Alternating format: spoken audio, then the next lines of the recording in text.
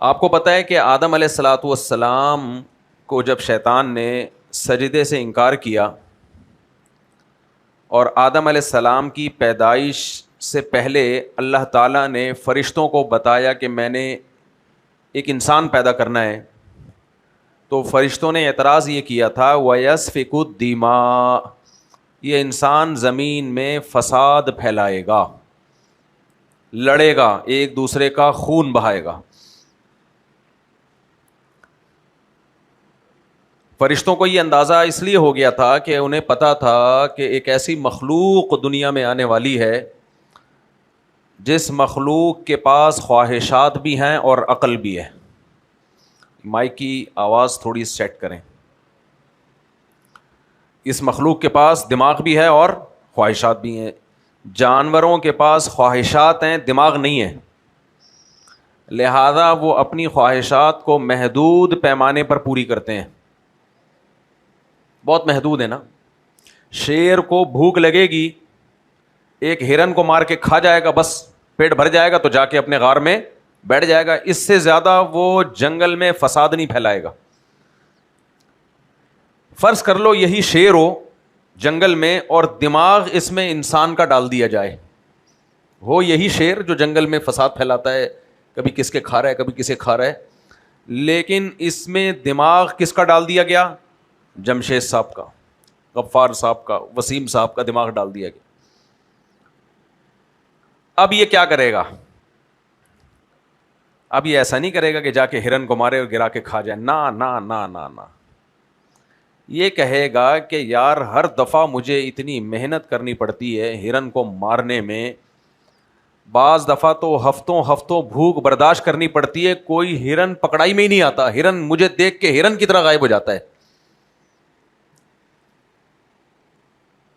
تو یہ کون سا دیسی طریقہ ہے جو صدیوں پہلے ہمارے باپ دادا سے چلا آ رہا ہے؟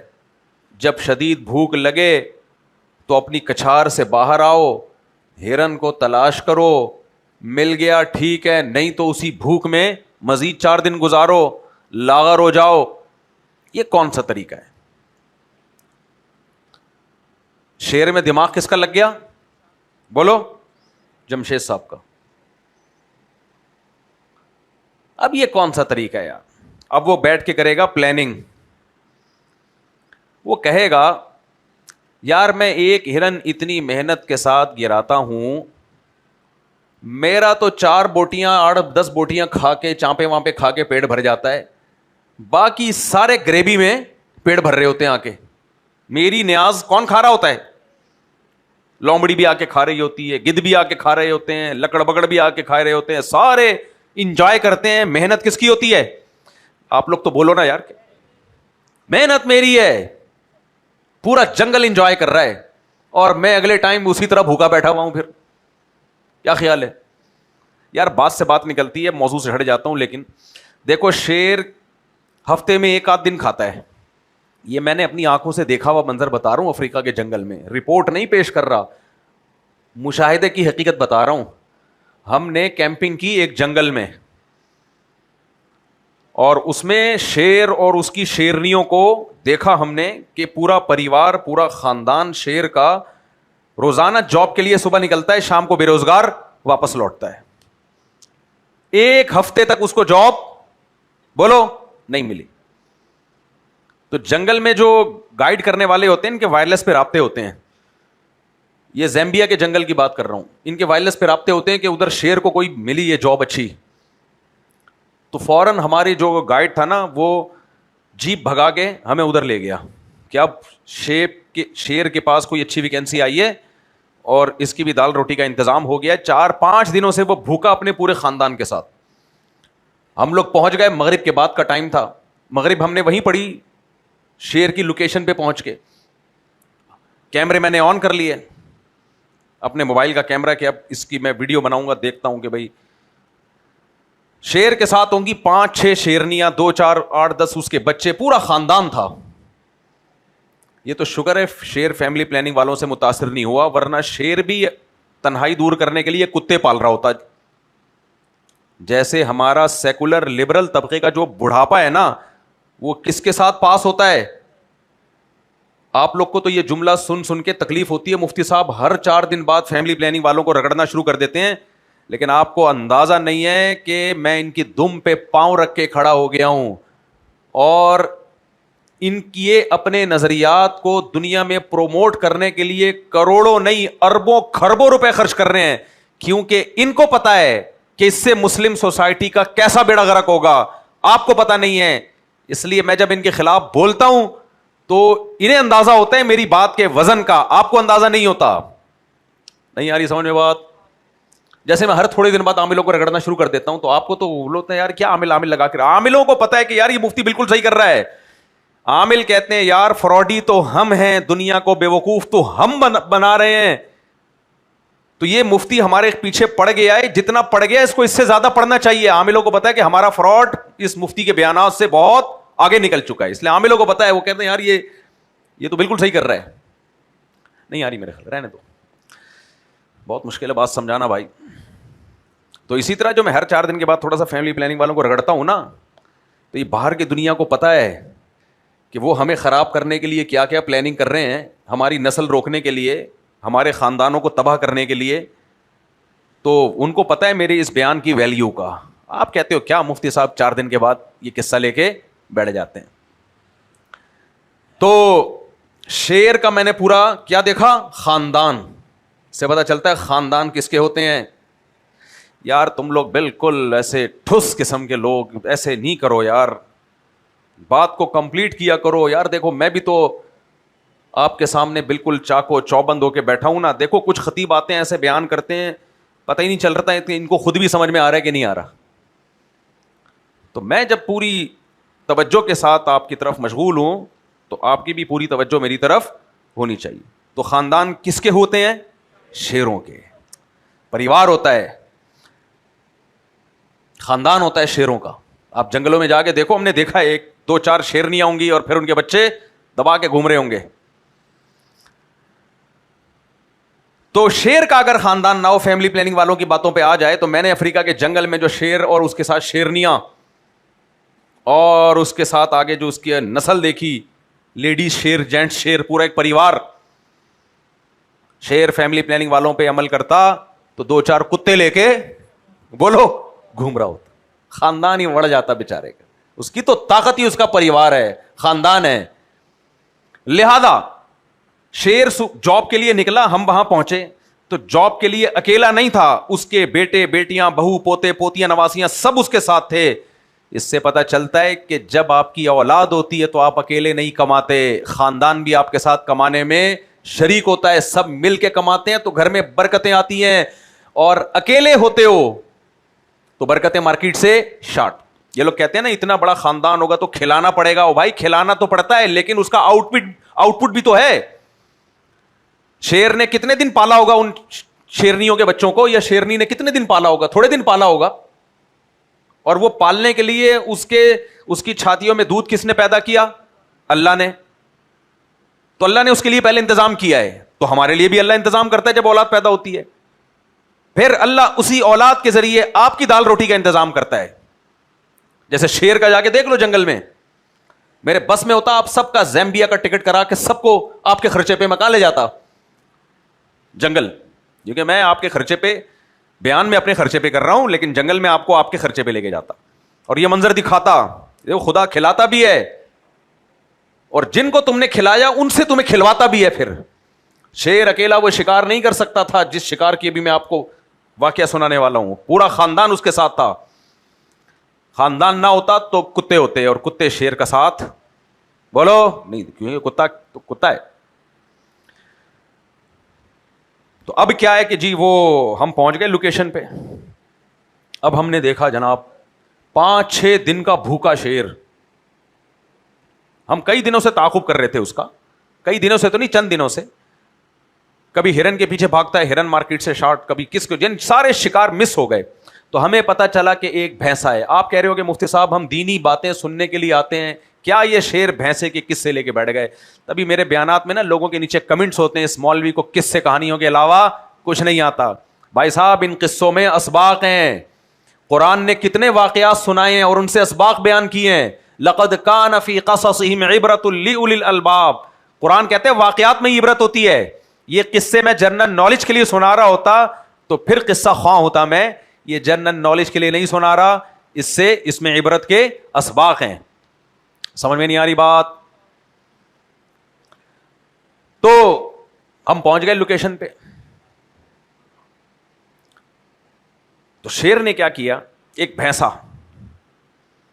اچھا, شیر کی عادت ہوتی ہے کہ چھوٹی موٹی مہمات پر اپنے بچوں کو اور بیگم کو بھیجتا ہے. یہ چھوٹے موٹے کیس ہیں, چوہے کا شکار کرنا ہے, یا یہ وہ کوئی ہائنا وائنا آیا ہوا ہے ایک آدھ, یا چھوٹا موٹا کوئی لومڑی شومڑی ٹائپ کی چیزیں, چل تم جاؤ میں یہاں آرام سے بیٹھا ہوں, کوئی مسئلہ ہوگا تو مجھے بتانا. ہمارے ایک دوست نے ڈاکومنٹری دیکھی, انہوں نے بتایا کہ اوریجنل ڈاکومنٹری, یعنی کوئی فرضی نہیں, ڈاکومنٹری تو ہوتی ہے اوریجنل ہے, گورے بناتے ہیں.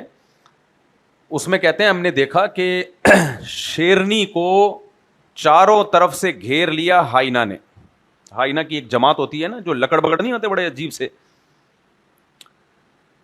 شیر سو رہا ہے آرام سے. شیر کیا کر رہا ہے؟ سو رہا ہے.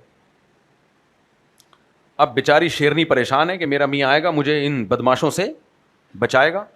بھائی ویڈیو نہ بناؤ, ٹھیک ہے نا. میرا ہسبینڈ آئے گا اور مجھے ان بدماشوں سے بچائے گا. 5-6 لکڑ بگڑ وہ اکیلی شیرنی پہ اٹیک کرنے کے لیے, اس کو کھانے کے لیے. شیر نے کیا کیا, صرف ایک آنکھ کھولی ہے یوں کر کے دیکھنے کے لیے منظر. یہ بتا رہا ہوں کہ عورت کے ساتھ اس کا شوہر ہوتا ہے نا, تو عورت کو تحفظ ہوتا ہے. آج جو ڈراموں, فلموں نے اور میڈیا نے مرد اور عورت کا فرق ختم کر دیا. عورت کو کہا کہ جتنا مضبوط مرد ہے اتنی ہی مضبوط تم ہو, لہذا تمہیں مرد کی بالکل ضرورت نہیں ہے.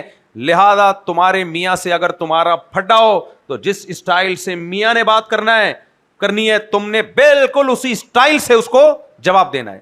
اگر وہ ایک چماٹ لگاتا ہے, غلط کرتا ہے چماٹ لگانا, میں اس کو پروموٹ نہیں کر رہا, اگر وہ ایک چماٹ لگاتا ہے تم نے رکھ کے اسی اسپیڈ کے ساتھ اس کو چماٹ لگانا ہے, کیونکہ تم میں اور اس میں کوئی فرق, جملہ مکمل کر لو, کیا ہو گیا بھائی, نہیں ہے. کوئی ضرورت نہیں, تم بھی جاب کر کے کماؤ, وہ بھی جاب کر کے کما رہا ہے. انڈیویجول لائف, تمہارے ساتھ تمیز سے بات کرتا ہے تمیز سے بات کرو, نہیں کرتا ایسی کی تیسی, کھلا لو پتلی گلی سے نکلو. جمشید کینسل ہو گیا, سلیم سے شادی ہوگی. سمجھ میں آ رہی ہے بات؟ سلیم نے کسی دن تھوڑی سی آنکھیں دکھائی, سلیم بھی کینسل. عدالتیں تو بیٹھی ہوئی ہیں اس کام کے لیے نا, ہمارے جج صاحبان ٹھک ٹھک ٹھک ٹھک ٹھک کھلا کی ڈگریاں. ابھی لاہور میں پتہ نہیں کتنے ہزار کیس ایک ہفتے میں یا سینکڑوں کیس ایک ہفتے میں کھلا کے ہوئے ہیں. نہیں آ رہی سمجھ بات؟ اتنی شادیاں نہیں ہو رہی, اتنے کھلے ہو رہے ہیں. تو یہ میڈیا سکھا رہا ہے, کیا سکھا رہا ہے عورت کو, کہ تمہیں مرد کی ضرورت نہیں ہے, کوئی ضرورت نہیں ہے. پاؤں کی ٹھوکر پہ رکھو شوہر کو, اپنے بھائیوں کو, باپ کو پاؤں کی ٹھوکر پہ رکھو, ایسی کی تیسی. پہلے زمانے میں سکھایا جاتا تھا, میاں ہیں, نبی نے فرمایا کہ عورت کو حکم ہوتا سجدہ کرے تو کس کو حکم, مخلوق کو سجدے کی اجازت ہوتی تو کس کو حکم دیا جاتا, کہ شوہر کو کرو سجدہ. اس کا ایک مقام ہے, مرتبہ ہے. ہاں ظلم ایک حد سے زیادہ بڑھ جاتا ہے, ایک نوعیت ہے وہ, اس میں تو پھر شریعت نے بتایا عورت علیحدگی لیں, برداشت کرنے. بھائی اس کے فائدے زیادہ ہیں, اس کے نقصانات کم ہیں, اس سے تمہیں تحفظ زیادہ ملا ہوا ہے. مجبوری میں گدھے کو باپ بنانا پڑتا ہے, تو تمہارا میاں ہے, مجبوری میں باپ بنا لو اس کو, اس سے تمہیں فائدے زیادہ ہیں. جس کو یہ بات سمجھ میں نہ آئے تو جنگل میں شیر کا منظر اپنی آنکھوں سے دیکھ لے, یہ ڈاکومنٹری بھی جا کے دیکھ لے. مرد جو تحفظ دیتا ہے عورت کو, اور خاص طور پہ مسلم کمیونٹی میں, مسلمان فیملی میں, کھلانا پلانا, اس کو شیلٹر دینا, یہ ساری ذمہ داریاں کس کی ہیں, آدمی کی ہیں. تو کچھ اس کے بھی حقوق ہیں میرے بھائی. بس آزادی کے نام پہ برباد کر دیا خاندانی نظام کو. اور ایسی عورتیں جو نباہ نہیں کرتی, بڑھاپا پھر ان کا دیکھو جا کے کیا گزرتا ہے. اور میں بار بار ایک بات کہتا ہوں, خواتین کو بڑی تکلیف ہوتی ہے, عورت پہ بڑھاپا مرد کی نسبت جلدی آتا ہے. تم تو اپنی زندگی تباہ کر رہی ہو ان ڈراموں فلموں کی وجہ سے. تو شیر کی جو شیرنی تھی اس کو کس نے گھیر لیا, ہائنا نے. شیرنی تو گھبرا رہی ہے, بھائی ہائے اللہ یہ کیا ہو گیا میرے ساتھ, یہ تو کھا جائیں گے مجھے تھوڑی دیر میں. لیکن شیر اس کو سیریس بولو نہیں لے رہا. اس لیے نہیں کہ اس کو اپنی وائف سے محبت نہیں ہے, اس کی نظر میں ہائنا کی 2 ٹکے کی اوقات نہیں ہے, کیونکہ وہ کیا ہے, شیر نر ہے. نہیں آئی. اس بات کو سمجھنے کے لیے بھی شیر نر ہونا ضروری ہے. وہ شیر نر ہے, وہ کہہ رہا بھائی ہائنا وائنا لگڑ بگڑ یہ کیا ٹوپی ڈرامہ لگا کے رکھا. لہذا اس نے جب یہ خوفناک, جو اس کی بیوی کے لیے بڑا خوفناک منظر تھا, لیکن یہ شیر نے جب خوفناک منظر دیکھا تو اس کو اتنا لائٹ لیا کہ کمبخت نے دونوں آنکھیں کھول کے دیکھنا بھی ٹائم کا ضیاع اور انرجی کا ضیاع سمجھا, کہ جو کام ایک آنکھ کے ذریعے ہو سکتا ہے اس کے لیے دوسری آنکھ کو اوپن کیوں کیا جائے. نہیں یار یہ سمجھ میں بات. ایسی ڈاکومنٹری سے اسباق تو گورے نے نہیں نکالے ہوں گے جس نے ڈاکومنٹری بنائی ہے. لہذا شیر نے جب یہ منظر دیکھا تو صرف ایک آنکھ کھولی کہ یار میں, آنکھ کھولنے میں بھی تھوڑی سی انرجی تو لگتی ہے نا, کیا خیال ہے. اس نے کہا جو کیلوریز میں نے باڈی میں اسٹور کی ہیں ان کیلوریز میں جب ایک آنکھ کے ذریعے میں دیکھ سکتا ہوں یہ منظر, تو دوسری آنکھ کھول کے ان کیلوریز کو ضائع کرنے کی کیا ضرورت. وہ انویسٹمنٹ ہے میری, اس کو بچا کے رکھوں گا میں. لہذا صرف ایک آنکھ یوں کر کے کھول کے دیکھ رہا ہے اور حالات کا جائزہ لیا تو اندازہ ہوا کہ یہ تو میری وائف اکیلی ہی نمٹ لے گی ان سے. اور پھر یوں کر کے دوبارہ آنکھیں بند کر کے پھر سو گیا. اب دیکھا کہ بھائی وہ تو اور زیادہ جمع ہو رہے ہیں, فون کر کر کے بلا رہے ہیں پبلک کو, آ جا بھائی شیر تو سو رہا ہے, شیرنی اکیلی ہے, کھا جاتے ہیں اس کو. پڑا ہوا ہے آرام سے مسٹنڈوں کی طرح. جب دیکھا نا کہ معاملہ زیادہ خراب ہوا ہے تو کچھ بھی نہیں, اچانک ایک جمپ لگائی ہے اور رکھ کے ایک ہائی نپ کو چماٹ مارا ہے اس نے. بس اللہ کرے کہیں سے یہ ڈاکومنٹری سرچ کریں نکل آئے نا تو میں انشاءاللہ LED لگا کے چلاؤں گا میں. اچانک جمپ ماری ہے اور ایک چماٹ مارا ہے ایک کو خالی, باقی سارے چیختے چلاتے ہوئے بھاگے. نہیں آئی سمجھ میں بات. اور اسی شیر کی باقی شیرنیاں پیچھے سو رہی. میسج ہے اس میں, ایک پیغام ہے چھپا ہوا. خیر میرے بھائی یہ تو جانوروں میں جو جوڑے بنا کے رہتے ہیں, ہاں جو جانور پیر کی شکل میں نہیں رہتے ان میں تو کوئی ریلیشن ہی نہیں ہے نا. شیر تو پیر بنا کے رہتا ہے نا, تو ان میں شیرنی کو کس کا تحفظ ملتا ہے, شیر کو. تو انسان تو شیر سے افضل مخلوق ہے, اس میں یہ کیسے ممکن ہے کہ عورت کو اس کے مردوں کا تحفظ نہ ملے اور عورت کو مرد کے برابر لا کے کھڑا کر دیا جائے اور اسے سمجھایا جائے کہ تمہیں مرد کی ضرورت نہیں ہے. یہ جہالت ہے, یہ عورت کو تباہ کرنے کی سازش ہے. خیر ہم نے جنگل میں جب کیمپنگ کی تو ہم نے اپنی آنکھوں سے دیکھا, دونوں آنکھیں کھول کے. میں اتنا کنجوس نہیں تھا کہ ایک آنکھ سے دیکھوں اور دوسری, میں نے کہا بھائی دونوں آنکھوں سے یہ منظر دیکھو کیونکہ یہ منظر بار بار دیکھنے کو نہیں ملتے. تو ایک بھینسا تھا شیر کے ساتھ 8-10 خاندان کے افراد, 10 تو ہوں گے میرا خیال ہے, اس کی شیرنیاں بھی, اس کے بچے بھی وغیرہ وغیرہ, بیٹے بیٹیاں سب. تو انہوں نے وہاں بھی یہی ہوا کہ پہلے شیرنیاں آگے گئیں, جب ان سے معاملہ نہیں سدھرا تو پھر شیر. ہماری جیپ بالکل شیر کے ساتھ. آپ کہہ سکتے ہو شیر نے حملہ نہیں کیا. جو جنگل کے ماہرین ہیں وہ بتاتے ہیں کہ جب آپ گاڑی میں بیٹھے ہوئے ہو اور ہلو جلو نہیں زیادہ, شور شرابہ نہیں کرو, تو شیر کبھی حملہ نہیں کرتا. وہ آپ کو گاڑی سمیت ایک الگ مخلوق سمجھ رہا ہوتا ہے, وہ سمجھتا ہے پوری گاڑی ہے یہ, اس پہ اٹیک کرنا پڑے گا. ہاں ہلے جلے زیادہ فری کرانے کی شیر کو کوشش کی تو پھر ایک الگ بات ہے. بالکل ہمارے قریب سے وہ ببر شیر گزر کے گیا ہے اور اس نے اٹیک کیا, لیکن اس کا یہ حملہ بھی مس, وہ بھینسا بھاگ گیا, بچ نکلا. اب یہ بیچارے 4-5-6 دن ہو گئے تھے ان کو یہ اسی سلسلے میں جاب کے لیے نکلتے اور ان کو جاب نہ ملتی. شیر کی جاب تو یہی ہے نا. میں نے وہ منظر دیکھا. اچھا ہم اپنی گاڑی میں نا پیچھے پیچھے شیر اور شیرنیوں کے, کہ یہ اب جاتے کہاں ہیں, منہ لٹکا کے ایسے واپس آ رہے تھے کسی کے رشتہ دار کا جنازہ دفنا کے واپس آ رہے ہوں. آپ نے دیکھا ہوگا نا رشتہ دار کا جنازہ دفنا کے لوگ آ رہے ہوتے ہیں یوں منہ نیچے کر کے, تو ایسے آ رہے تھے جیسے کسی میت کی تعزیت کر کے واپس آ رہے ہوں یا کسی کا جنازہ. شیر کا بھی منہ لٹکا ہوا ہے, اس کی شیرنیوں کا بھی, اور یوں منہ لٹکا کے واپس آ رہے ہیں. بعد میں ہمارے دوست نے جب پھر ہم واپس آ گئے, ہم نے کہا اس کو تو کچھ مل نہیں رہا, تو ہم کیا پورے جنگل میں ہی بیٹھے رہے کیا. تو ہم تو کام بھی تھے, واپس آ گئے. تو ہمارے دوست نے پھر ویڈیو بھیجی کہ بالآخر ایک بھینسے کو انہوں نے گرا دیا ہے اور میں نے جب وہ منظر یعنی جب ویڈیو انہوں نے بنائی تو اس وقت بنائی کہ جب آخری بوٹی چل رہی تھی, خلال چل رہا تھا, جو ناشتے کے بعد کہوا کھانے کے بعد کہوا خلال چلتا ہے نا, کھا پی کے ڈکار مار کے پڑے ہوئے تھے مسٹنڈوں کی طرح. اب اتنا بڑا بھینسا کھایا انہوں نے, آپ سوچو کہ ہو گیا 1-2 ہفتے کا کام ان کا. لیکن وہ بھینسا اکیلے نے نہیں کھایا, انہوں نے تو کھایا. جب ان کا پیٹ بھر گیا تو جتنے بھی جانور جنگل کے جو کئی دنوں سے فاقوں پہ تھے سارے آئے, اور وہ بھی اس ڈنر میں ان کے ساتھ شریک ہو گئے. تو میں جو پوائنٹ کی بات بتانے والا تھا آپ کو, وہ اصل بات رہ گئی.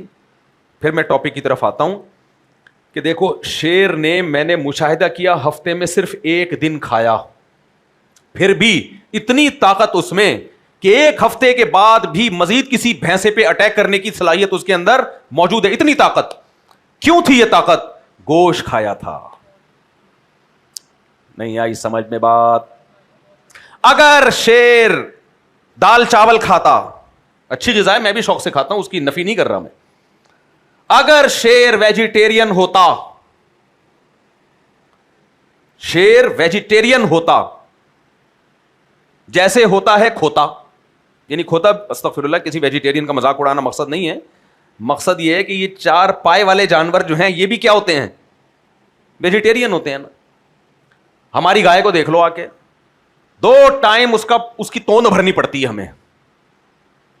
یہ ممکن ہی نہیں ہے کہ آپ گائے بھینس پال لیں اور 1 ٹائم کے کھانے کا ناغہ کر دیں. آپ اتنا چیخے گی, چلائے گی نا, اور دودھ چھاٹ ختم. بھینس پال لو, 2 ٹائم اس کو دیگ کی طرح کھلانا پڑتا ہے, 2 ٹائم کم سے کم. کیوں؟ وجہ اس کی یہ کہ بھینس اور گائے اور بیل یہ کیا ہیں؟ بولو نا, ویجیٹیرین ہے, ان کو بہت کھانا پڑتا ہے. شیر کو تو ہم نے اپنی آنکھوں سے دیکھا, ہفتے میں 1 دن کھایا, ٹھیک ہے, تھوڑا سا بیچارے کو ٹینشن ہوئی, ایسا جیسے جنازہ پڑھ کے واپس آ رہا ہے, لیکن طاقت اتنی تھی کہ دوبارہ اٹیک کس پہ کیا ہے؟ ہفتے کے بعد بھی بھینسے پہ اٹیک کیا اس نے.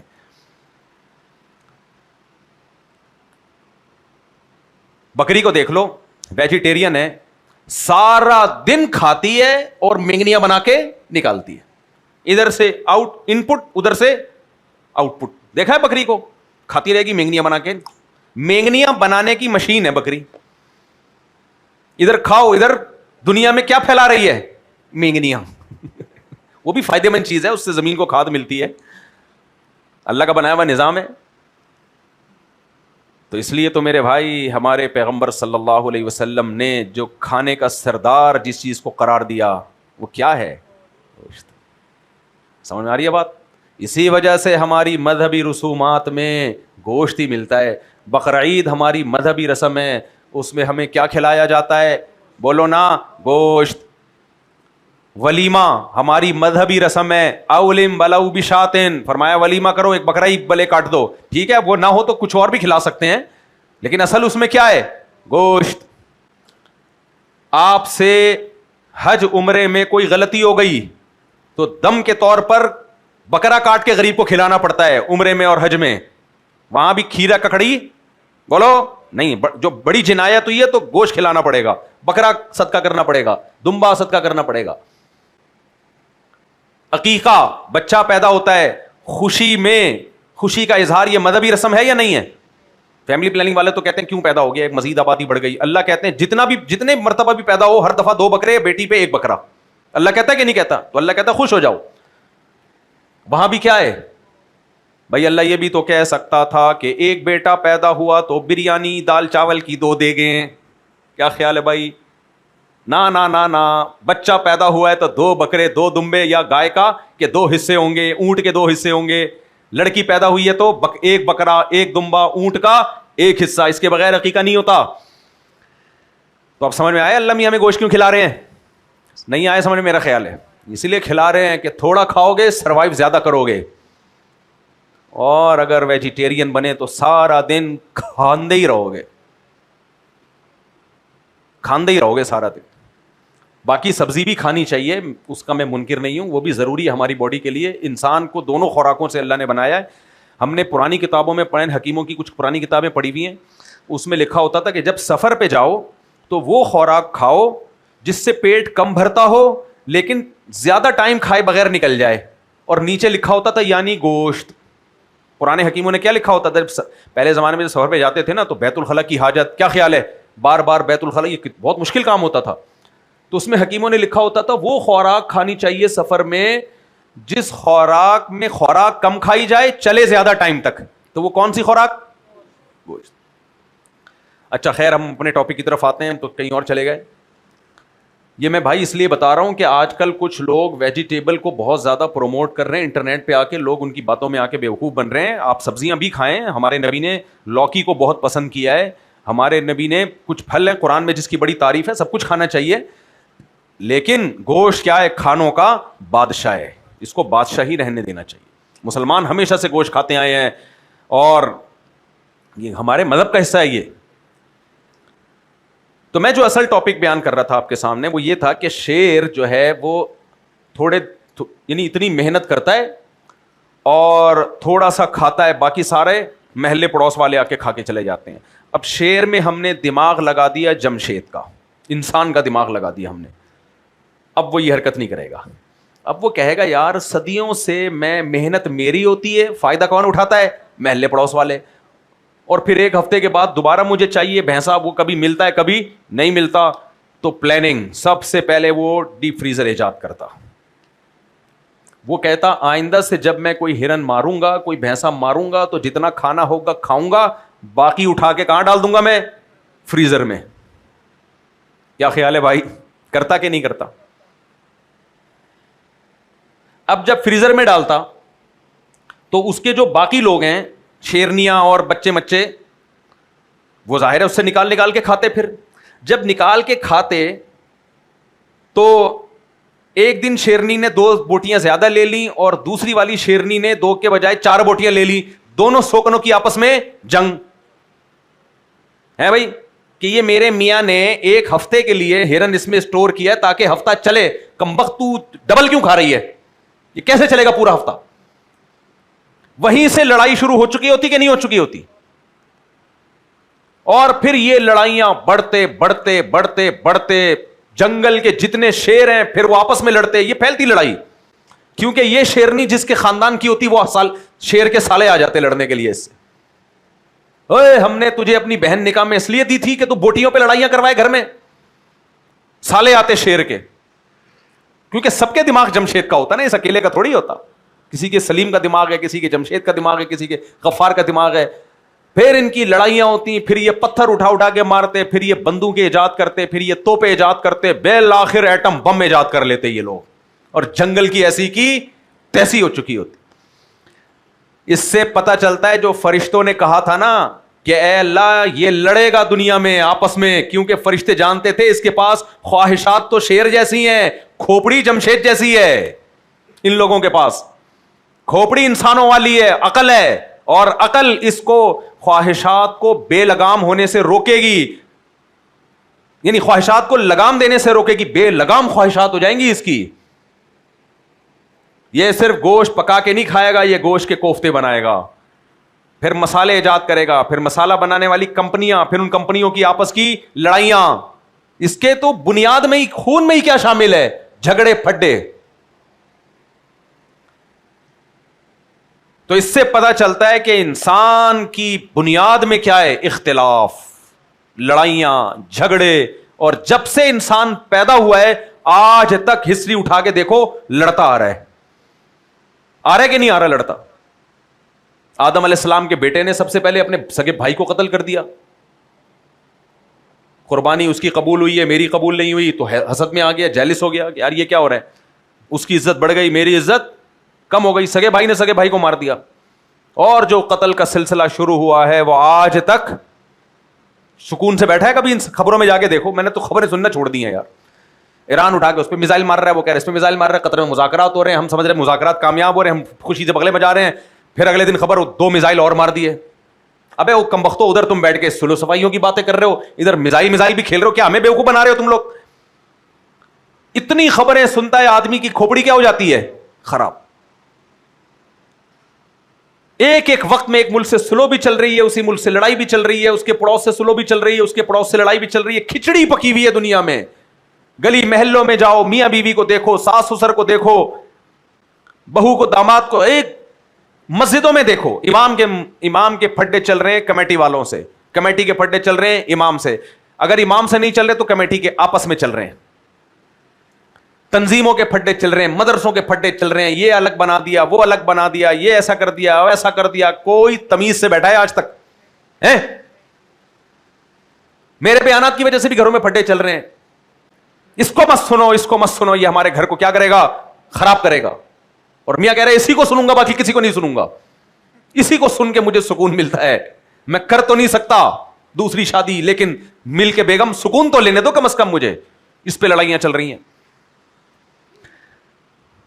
तमीज से इंसान ना बैठा था, ना तमीज से बैठा है, ना आइंदा कभी तमीज से बैठेगा। तो लड़ाइयां तो होंगी। जैसे एक साहब कल मुझे चिपक गए, कहने लगे जब कुरान ने मना किया कि फिरके पैदा मत करो तो क्यों फिरके पैदा कर रहे हो? मैंने कहा कुरान ने तो मना किया है, इसलिए फिरके बनाना गलत है, लेकिन हदीस में आता है कि फिरके होंगे, ये ग्राउंड रियलिटी है।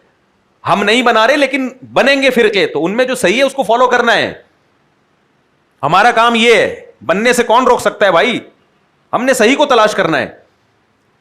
तो इसीलिए मेरे भाई ये झगड़े भी होंगे, लड़ाइयां भी होंगी, मुल्कों की जंगें भी होंगी। फरिश्तों ने, अल्लाह ने पहले ही कह दिया था आदम अलैहिस्सलाम के आने से पहले, लेकिन क्या मतलब, होंगी तो होने दिया जाए? हैं? बीमारियां भी आएंगी तो क्या अस्पताल नहीं बनते?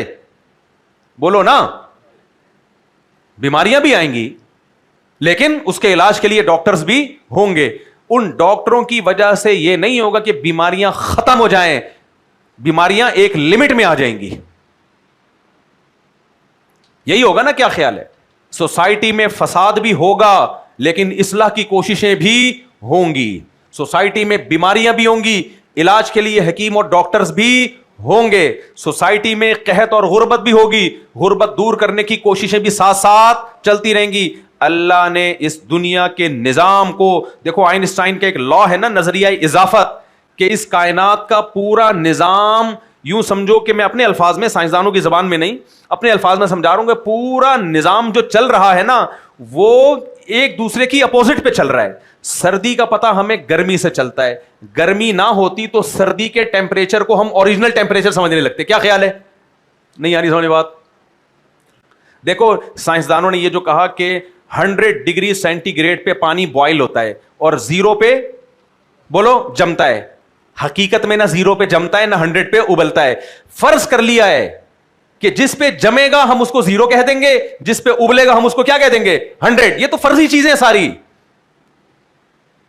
हकीकत में क्या है उसको एक्सप्लेन करना मुमकिन ही नहीं है इंसान के लिए।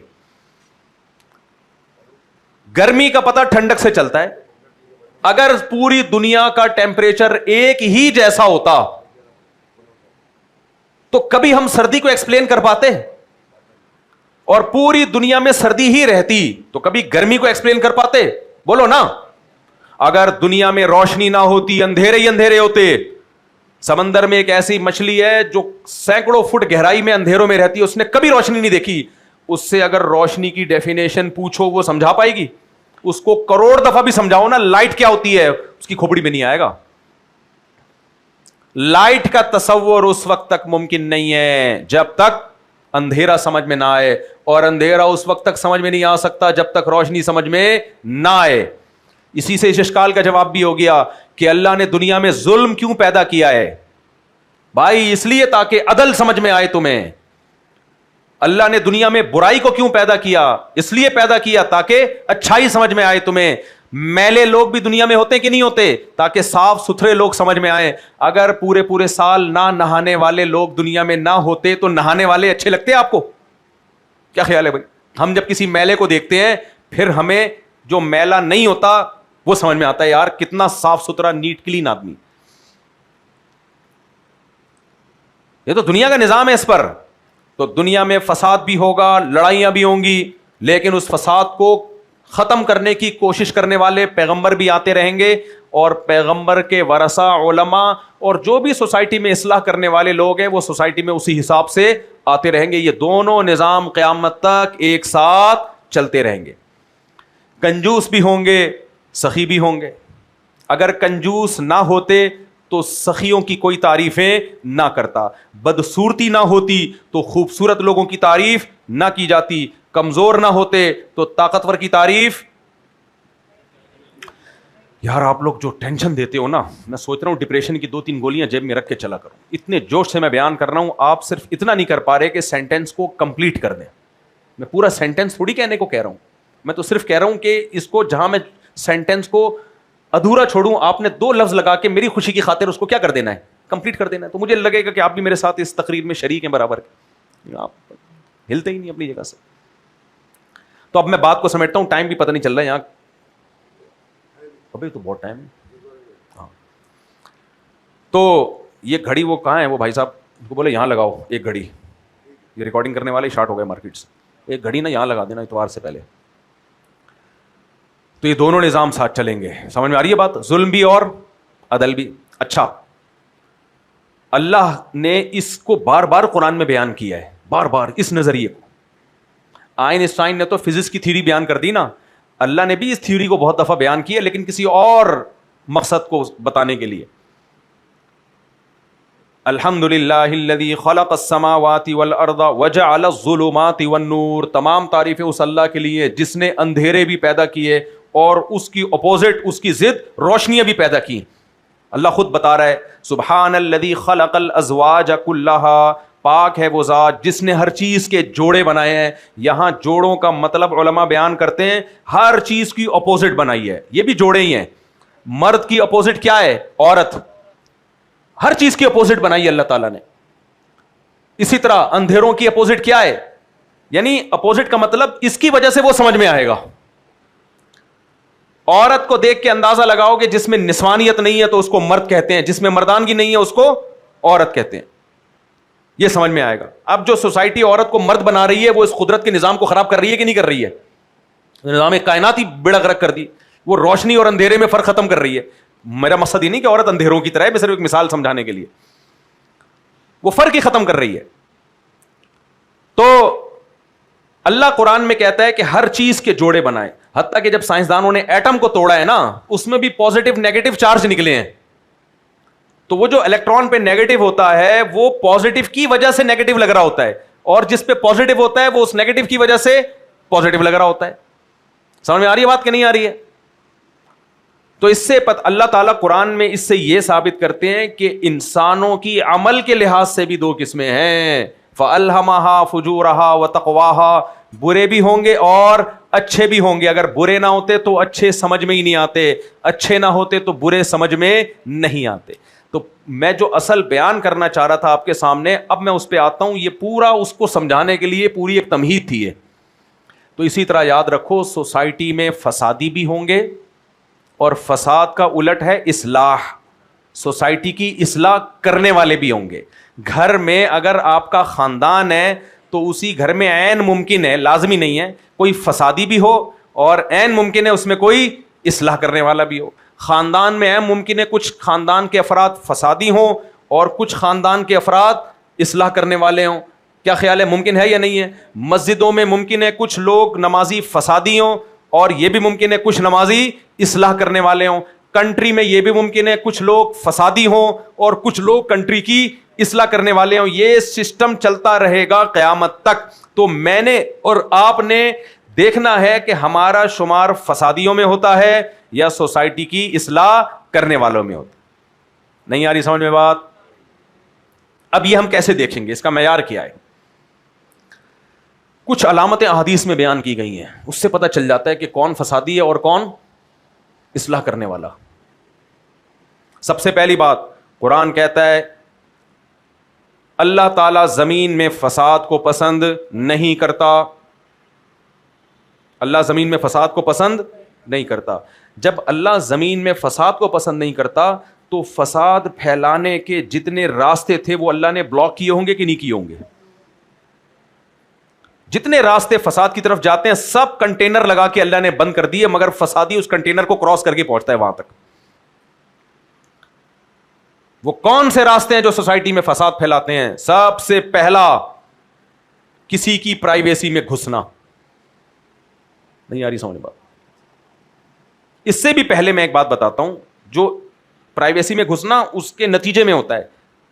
سب سے پہلا اپنے کام سے کام رکھنا. جو آدمی اپنے کام سے کام نہیں رکھتا, سوسائٹی میں اس سے بڑا فسادی بولو کوئی نہیں ہوتا.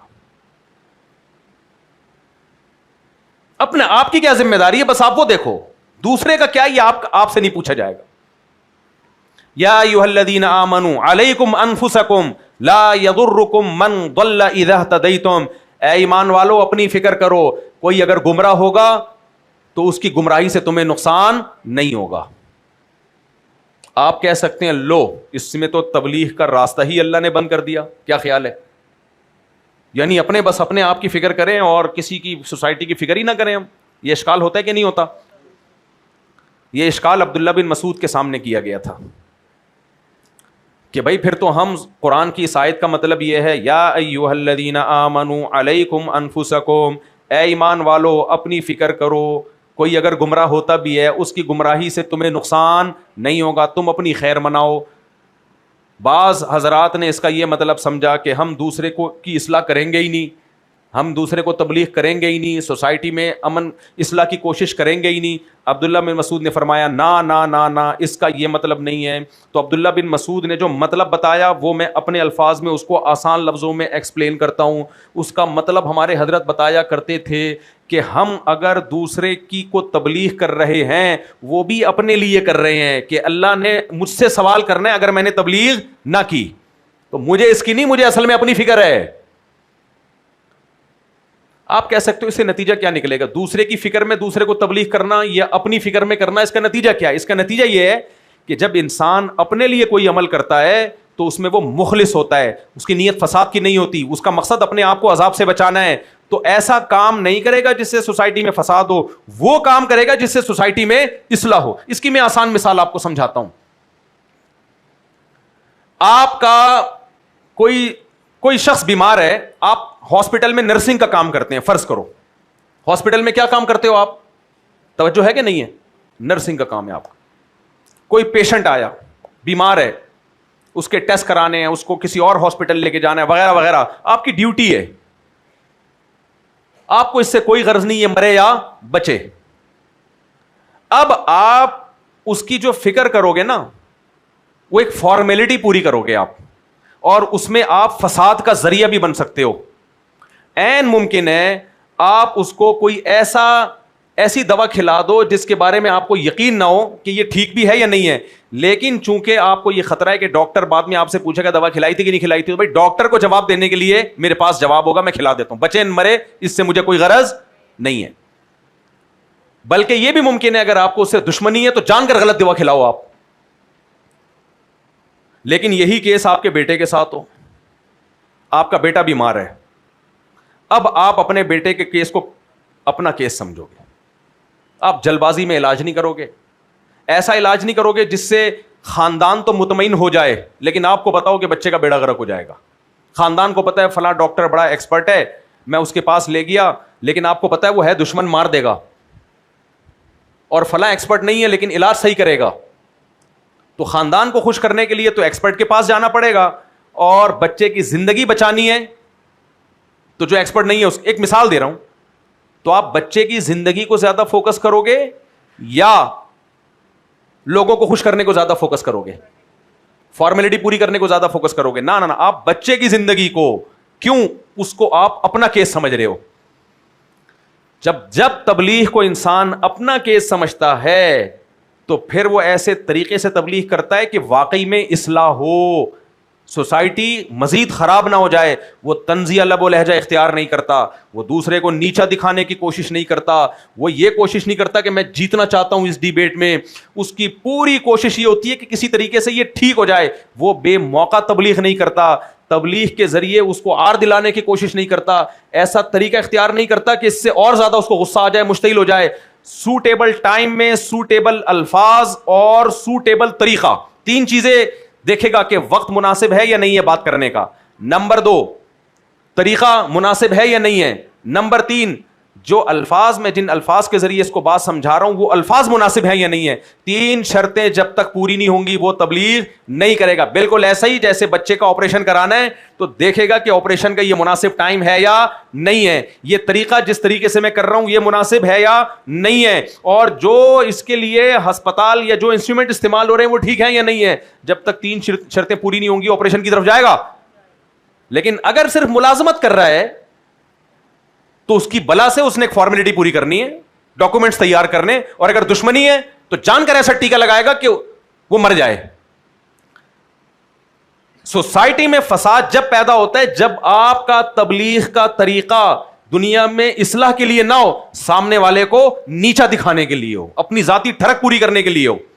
غصہ کسی اور بات پہ آیا ہوا ہے اور نکالا کس پہ جا رہا ہے, سامنے والے پہ, تبلیغ کے نام سے.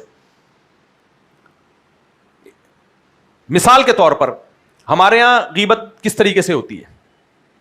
شریعت نے ہمیں حکم دیا دوسروں کی غیبتیں نہ کرو, حکم دیا نا. سوسائٹی میں فساد سے بچنے کے لیے شریعت نے ہمیں حکم دیا ہے کہ کسی کی برائی دیکھو تو اس کی برائی لوگوں کے سامنے بیان مت کرو. یہ بھی ایک کنٹینر شریعت نے لگایا ہے فساد سے سوسائٹی کو روکنے کے لیے.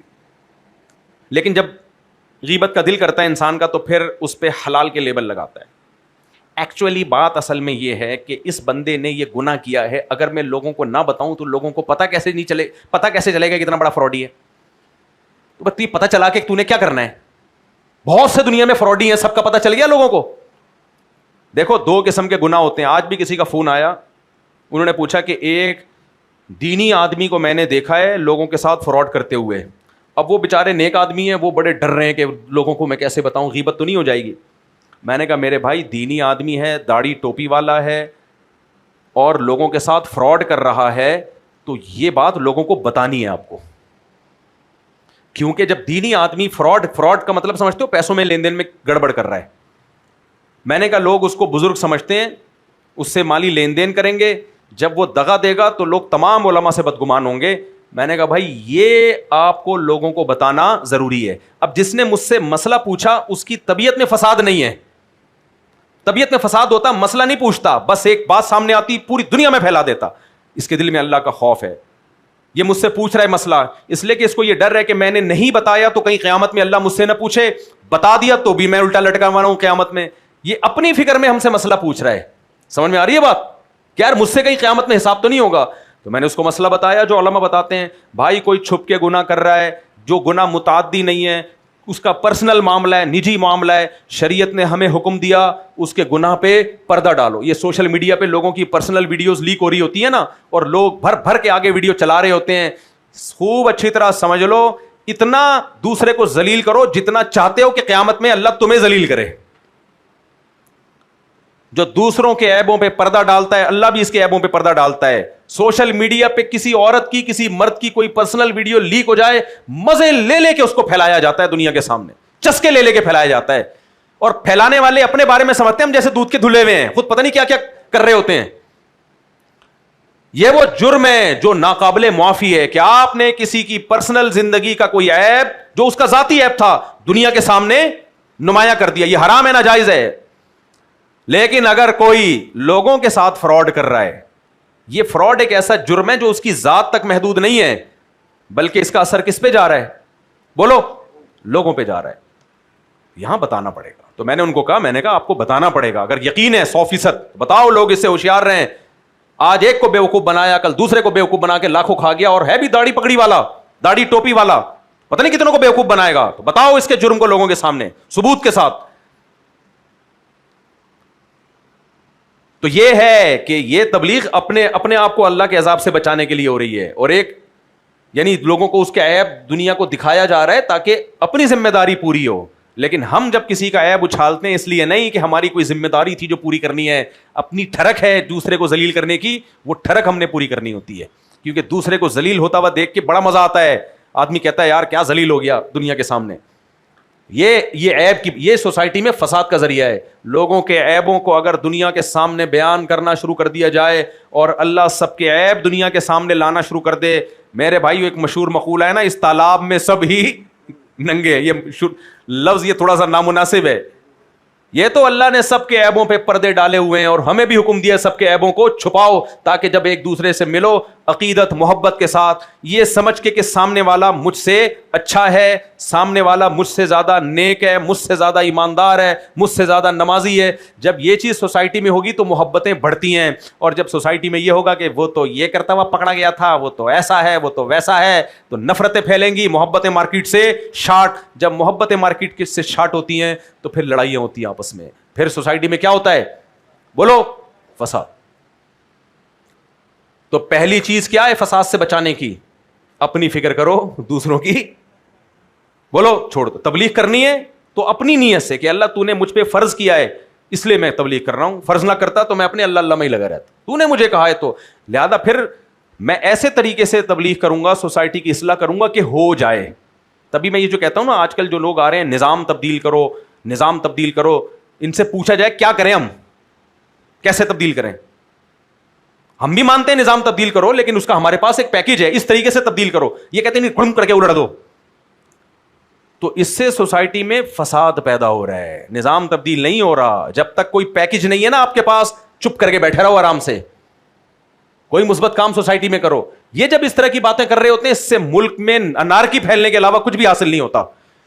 تو لیبل اصلاح کا ہے, لیکن نتیجہ کیا نکل رہا ہے, فساد پھیل رہا ہے سوسائٹی میں. یہ ایسا ہی ہے, آپ کسی آدمی کو کہو اپنا داماد تبدیل کرو, وہ کہے میرے داماد نے کیا کیا ہے کہ یہ تمہارے داماد میں خرابی ہے, داماد تبدیل کرو. ابے تو پھر کوئی ایسا داماد لے کر آ جائے جس میں خرابی نہ ہو, سوائے طلاق دلوانے کے اور کوئی کام رہ گیا اس کا ہے بھائی تو اصلاح کی بات کر. گٹکا کھاتا ہے, چرس پیتا ہے, بتا میں چرس چھڑوانے کی کوشش کروں گا, یہی ہوگا نا. بہو تبدیل کرو, بہو, ابے کیوں تبدیل کر لے بہو, یہ خرابی ہے, یہ خرابی ہے. اس کا مطلب بھائی تو صرف فساد چاہتا ہے, تو تبدیلی کی بات کرنی چاہیے, لیکن کوئی سوٹیبل پیکج تو ہو نا. آج بہت سے آ رہے ہیں یوٹیوبر, نظام تبدیل کرو پاکستان میں, یہ کر دو وہ کر دو. بھائی کیا کیسے تبدیل کریں, کیا کریں؟ کوئی سوٹیبل آپ کے پاس پیکج ہے تو بتائیں. کچھ پڑھے لکھے لوگ اچھا پیکج بتاتے ہیں, اس پر عمل کرو آپ, لیکن کچھ لوگ کہتے ہیں خلافت قائم کرو. خلیفہ کہاں ہے, کیسے قائم کریں, دھماکے کریں. اس سے ملک میں پہلے کم دھماکے ہو رہے ہیں, جو 6 دھماکے اور شروع ہو جائیں گے. لیکن نوجوانوں کو ایسی باتیں پسند بہت آتی ہیں, بڑی بڑی باتیں, دکان پکوڑوں کی اور باتیں کروڑوں کی پسند بہت آتی ہیں. کوئی موٹیویشنل اسپیکر آئے گا نا یوٹیوب پہ, کہے گا کہ چھوٹا نہیں سوچو, ہمیشہ سوچو بڑا. ایک دم نوجوان جوش میں آتے ہیں, آج سے میں بہت بڑا سوچوں گا.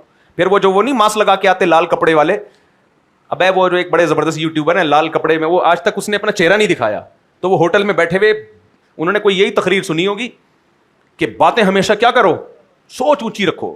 تو چائے کے ہوٹل پہ, پراٹھے کے ہوٹل پہ بیٹھے ہوئے, وہ بڑا پیارا ولاگ بنایا انہوں نے, بڑے اچھے ولاگ بناتے ہیں وہ. تو اس میں وہ کہہ رہے ہیں کہ یار ایسا کل 20 لاکھ سے بزنس شروع کرتے ہیں.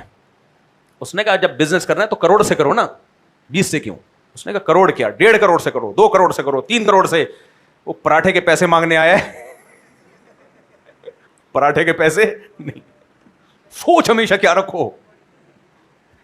تو باتیں کرنے پر گورنمنٹ کی طرف سے بھی کوئی پابندی نہیں ہے, باتیں کر لو آپ, یہ کر لو وہ کر لو. ابے کیسے کر لیں, یہ طریقہ تو بتا ہمیں, نہیں تو چپ کر کے بیٹھ جا, یہ پھینکنے کی ضرورت کیا تھی. میں اپنا ایک واقعہ سنا کے بس بیان ختم کرتا ہوں, اکثر میں سناتا ہوں. ہماری کرکٹ ٹیم تھی جس کا نام تھا فرینڈز کرکٹ کلب. ہم جب چھوٹے بچے تھے 8ویں 9ویں کلاس میں, ہماری محلے میں ایک ٹیم تھی جس کا نام کیا تھا, فرینڈز کرکٹ کلب. زیادہ تر وہ ہار جاتی تھی, وجہ اس کی یہ تھی اس میں ہم بچے تھے, ہمارے مقابلے ہوتے تھے میچور لڑکوں سے. نیو وائٹ ایک ٹیم تھی ہمارے محلے میں, جو میرے اسکول کے دوست ہیں اور جو ہمارے محلے کے ہیں وہ ان کو پتا ہے کہ میں یہ وہ ایک دم کو پرانا زمانہ یاد آ جائے گا. نیو وائٹ ٹیم تھی جس میں بڑے بڑے ہمارے ماشاء اللہ عبد الواحد بھائی ہوتے تھے, بڑے بڑے, اب تو وہ 60-70 سال کے ہوں گے, 60 سال کے تو ہو ہی گئے ہوں گے, 70 کے ہوں گے تو ایسا غصہ آ جائے عبد الواحد بھائی کو. سارے بڑے بڑے تھے ہم سے وہ, تو ظاہر ہے انہوں نے جیتنا ہی تھا, ہم بچے. لیکن نہ ہماری کرکٹ میں ٹیشن بازیاں بہت ہوتی ہیں, آپ کو پتا ہے, ایکشن بازیاں. ہر ہفتے ہماری ٹیم کا ایک اجلاس ہوتا کہ یار ہم ہارے کیوں ہیں, ایسا کرو جو وکٹ کیپر میں وسیم کو ہٹا کے جمشید کو لے آؤ, بالنگ میں ایسا کرو اس کو یہ کر دو وہ کر دو. ابے بھائی تم اتنے بڑے بڑوں سے کھیل رہے ہو, تم کوئی ایک میچ بھی جیت جاؤ تو بڑی بات ہے یار. لیکن بڑی ٹھش پھش چل رہا ہوتا تھا, اس میں چائے بسکٹ کا بھی انتظام ہوتا تھا. مجھے یاد ہے میں نے مشورہ ایک دن دیا کہ یار یہ نام ہماری ٹیم کا اچھا نہیں ہے, فرینڈز کرکٹ کلب, نام چینج کرو. تو ہمارے کیپٹن نے بولا پھر کیا نام رکھیں؟ میں نے کہا یہ تو میرے ذہن میں نہیں ہے. اس نے کہا پھر انگلی توڑنے کی ضرورت کیا ہے. بڑا چپ جملہ کہا اس نے. ٹیم میں بچا کچھ بھی نہیں ہے, ایک نام ہی رہ گیا ہے, وہ چینج کرو. تو کہہ رہا کوئی آلٹرنیٹ نام بتاؤ تو ہم کر دیں گے چینج. تمہارے پاس کوئی متبادل ہے نہیں, یہ ہٹا دیں ٹیم بغیر نام کے. تو اس کا جو لفظ ہے نا پھر انگلی توڑ, یہ کہا یہ اس سے ملتے جلتے. تو وہ جملہ مجھے ایسا یاد رہا نا کہ واقعی یا تو متبادل دو, ورنہ خام خواہ کے مشورے دے کے انگلی توڑنے کی کوشش مت کرو.